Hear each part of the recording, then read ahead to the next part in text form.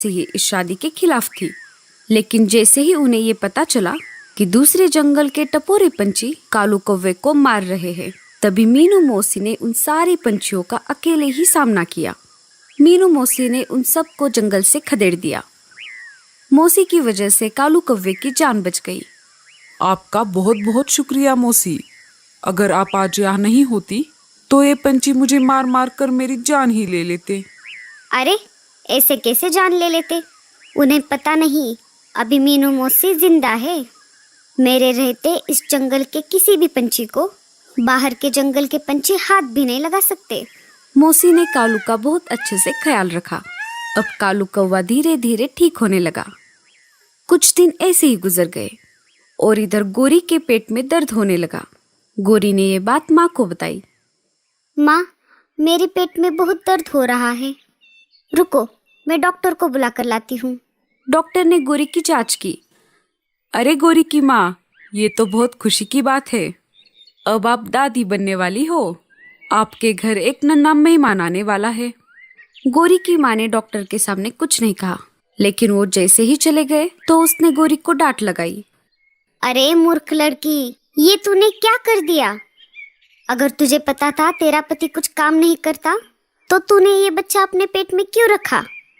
माँ, मुझे नहीं पता था कि मैं पेट से हूँ। मुझे ये बच्चा नहीं चाहिए। हम डॉक्टर से बात करते हैं और ये बच्चा गिरा देते हैं। अरे बेटी, क्या तुम्हें पता नहीं? बच्चा गिराना कानूनन अपराध है। इसके लिए हमें जेल भी हो सकती है। तो माँ, अब हम क्या करें? अब तो तेरे पास एक ही रास्ता बचा है। तुझे तेरे पति के पास वापस जाना होगा। अगर तुम नहीं गई और तुम्हारा बच्चा इस जंगल में पैदा हो गया तो हमारी बिरादरी के कौवे हमें इस बस्ती से निकाल देंगे। तेरे पापा बाहर शहर गए हैं। उनके आने से पहले तू चली जा अपने पति के पास। गोरी की माँ गोरी को कुछ पैसे और अनाज दे देती है और उसे कालू के पास जाने के लिए विदा कर देती है। गोरी दिल पर पत्थर रख के कालू कौवे के पास वापस आ जाती है। कालू अपने घोंसले में आराम कर रहा था। जैसे ही उसने गोरी को देखा, वो बहुत खुश हो गया। अरे गोरी, तुम आ गई। मुझे पता था तुम जरूर वापस आओगी। मुझे तो मेरी आंखों पर विश्वास ही नहीं हो रहा। कालू पलंग से उठने की कोशिश करता है, लेकिन वो उठते ही नीचे गिर जाता है। अजी, ये क्या हुआ आपको? आपकी ये हालत कैसे हो गई? अरे छोड़ो ये सब, अब तुम आ गई हो ना, मैं अब जल्दी से ठीक हो जाऊंगा। गोरी ने रात का खाना बनाया और कालू को अपने गर्भवती होने के बारे में बताया। अजी सुनिए, मुझे आपको कुछ बताना है। आप पापा बनने वाले हो। जैसे ही कालू ने ये बात सुनी, वो खुशी से पागल होने लगा। अरे वाह गोरी, ये तो बहुत खुशी की बात है। लेकिन मैं खुश नहीं हूँ। मैं इस बच्चे को नहीं रखना चाहती। तुम्हें पता भी है तुम क्या बोल रही हो? ये बच्चा सिर्फ तुम्हारा ही नहीं है, इस पर मेरा भी अधिकार है। तुम उसे संभालना नहीं चाहती तो ठीक है, मैं उसे संभालूंगा। अजी, आप समझ नहीं रहे। हम गरीब हैं। हम इसे पाल पोस के कैसे बड़ा कर सकते हैं?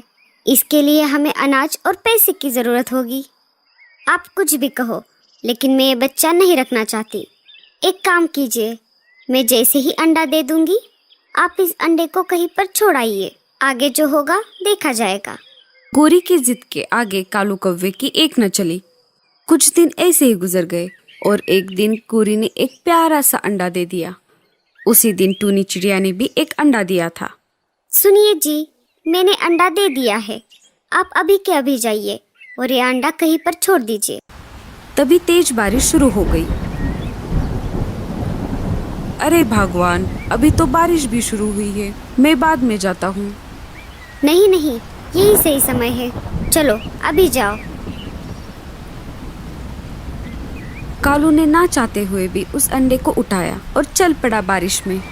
जब वो टूनी के घोंसले के ऊपर से उड़ रहा था, उसने देखा कि टूनी के घोंसले में पहले से ही एक अंडा मौजूद था। अरे ये क्या? लगता है टूनी बहन ने भी आज एक अंडा दिया है। कल मैं जब यहाँ से गुजर रहा था तब तो यह अंडा यहाँ पर नहीं था।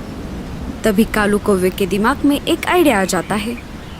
उसने अपना अंडा चुपके से टूनी के घोंसले में रख दिया। कोई उसे ऐसा करते हुए देख ले, उससे पहले वो अपने घर वापस आ गया। टूनी चिड़िया अनाज लाने के लिए बाहर गई थी। उसने देखा कि घोंसले में उसके अंडे के साथ साथ एक और अंडा भी है। अरे, सुबह तो मैंने एक ही अंडा दिया था, लेकिन यहाँ पर तो दो दो अंडे हैं। तभी टूनी चिड़िया का पति बंटी चिड़ा वहाँ पर आ जाता है। सुनिए जी, ये देखिए, सुबह तो मैंने सिर्फ एक ही अंडा दिया था, लेकिन पता नहीं, मैं अनाज लाने बाहर गई थी और वापस आकर देखा तो यहाँ पर एक के बजाय दो दो अंडे थे। बंटी चिड़ा दूसरे अंडे को देखकर सोच में पड़ गया। अरे भगवान, सुबह अंधेरा था ना, शायद तुमने 2 अंडे दिए होंगे। टूनी को कुछ समझ नहीं आ रहा था। हाँ, ऐसा भी हो सकता है। चलिए, कोई बात नहीं, एक से भले दो। मैं मेरे दोनों अंडों का बहुत अच्छे से ख्याल रखूंगी। दिन बीतते गए और एक दिन टूनी के अंडों से 2 प्यारे प्यारे बच्चे बाहर आ गए। पर ये क्या, टूनी का एक बच्चा तो बिल्कुल टूनी के जैसा ही है, लेकिन दूसरा बच्चा तो बिल्कुल काला है। उसको कुछ समझ नहीं आ रहा था, लेकिन टूनी चिड़िया ने दोनों बच्चों में भेदभाव नहीं किया। उसने दोनों बच्चों को बड़े प्यार से संभाला। माँ तो आखिर माँ होती है, अपना बच्चा गोरा हो या काला हो। दुनिया के हर माँ को अपना बच्चा बाकी के सारे बच्चों से सुंदर ही लगता है। पूरे बस्ती में ये बात फैल गई कि टूनी चिड़िया को काले रंग का बच्चा पैदा हुआ है। एक एक करके जंगल के सारे पंछी टूनी के उस बच्चे को देखने आने लगे और बेचारे टूनी चिड़िया को ताने मारने लगे। अरे ओ टूनी, गर्भावस्था में तुमने क्या खाया था जो तेरा एक बच्चा गोरा और एक काला पैदा हो गया? मैंने तो सुना था कि माँ का प्यार तो अंधा होता है, लेकिन इतना अंधा होता है ये तो पहली बार देख रही हूँ। अगर मुझे ऐसा काला बच्चा पैदा होता तो मैं उसे अंडे से बाहर आते ही मार देती। मीनू मौसी पास वाले पेड़ से ये सब देख और सुन रही थी।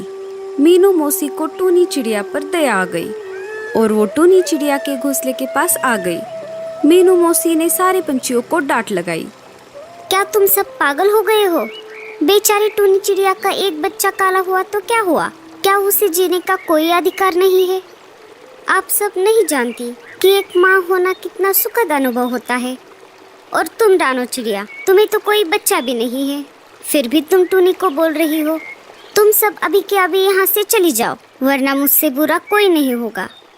अगर आगे से किसी ने भी टूनी चिड़िया को कुछ कहा तो याद रखना, उसे मैं छोड़ूंगी नहीं। धीरे धीरे दिन गुजरते गए। जब टूनी के दोनों बच्चे छोटे थे तब उसे दोनों में कोई फर्क नहीं दिखाई दिया, लेकिन जैसे जैसे दोनों बच्चे बड़े होने लगे उसे समझ आ गया कि उसका दूसरा बच्चा कौवे का है। टूनी ने फिर भी अपने दूसरे बच्चे के प्रति अपनी माँ की ममता को कम नहीं किया। जंगल में फिर से ये बात फैल गई कि टूनी चिड़िया का दूसरा बच्चा एक कौवे का है। कालू कौवे ने गोरी से ये बात छुपाई थी कि उसने अपना अंडा टूनी चिड़िया के घोंसले में छोड़ दिया था। जैसे ही गोरी के कानों तक ये बात आ गई कि टूनी के घोंसले में एक कौवे का बच्चा पल रहा है, तो वो कालू कौवे से पूछने लगी, मुझे सच सच बताओ कालू, मैंने जो अंडा दिया था उसे तुमने कहीं पर छोड़ने के बजाय टूनी चिड़िया के घोंसले में तो नहीं रखा था? शुरू शुरू में तो कालू कौवे ने कुछ नहीं कहा, लेकिन गोरी के बार बार पूछने पर कालू ने गोरी को सारी हकीकत बता दी। हाँ भगवान, वो बच्चा हमारा ही है। जैसे ही गोरी को ये बात पता चली, न जाने कहां से गोरी की माँ की ममता जाग उठी और वो सीधा निकल पड़ी टूनी चिड़िया के पास। अरे वो टूनी, तूने जो कौवे का बच्चा पाला है वो मेरा है। अरे तू ऐसे कैसे बोल रही है? मैंने बचपन से इसे पाला है। तू अचानक से ऐसे आकर इसे अपना बच्चा कैसे कह सकती है? तेरे पास क्या सबूत है कि ये तेरा ही बच्चा है? दोनों में झगड़ा शुरू ही था। तभी गोरी के पीछे पीछे कालू भी वहाँ पर आ जाता है। अरे गोरी, तुम यहाँ पर क्या कर रही हो? चलो घर वापस चलो। नहीं, मैं नहीं जाऊंगी। ये बच्चा मेरा है। मैं मेरे बच्चे को लिए बगैर यहाँ से नहीं जाऊंगी। कालू, तुम ही बताओ कि सच्चाई क्या है? कालू कौवे ने सारी बात टूनी चिड़िया को बताई। तुम कुछ भी कहो कालू, लेकिन सिर्फ बच्चा पैदा करने से कोई माँ नहीं बनता। ये सारी बात चील राजा के कानों तक पहुंच जाती है। राजा जी ने फैसला करने के लिए गोरी और टूनी को दरबार में बुला लिया। राजा जी ने दोनों को अपनी अपनी बातें कहने का मौका दिया और आखिर में अपना फैसला सुना दिया। गोरी, तुमने बच्चा पैदा तो किया, लेकिन तुमने उसे संभालने के बजाय उसे कालू कौवे को छोड़ने के लिए कहा। ये तो अच्छा हुआ कि कालू ने उसका बच्चा टूनी के घोंसले में रखा और टूनी ने इस बच्चे को बड़ा किया है।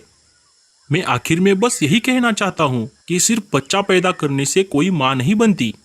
उसे अपने बच्चे को बड़ा भी करना होता है और माँ का प्यार भी देना होता है।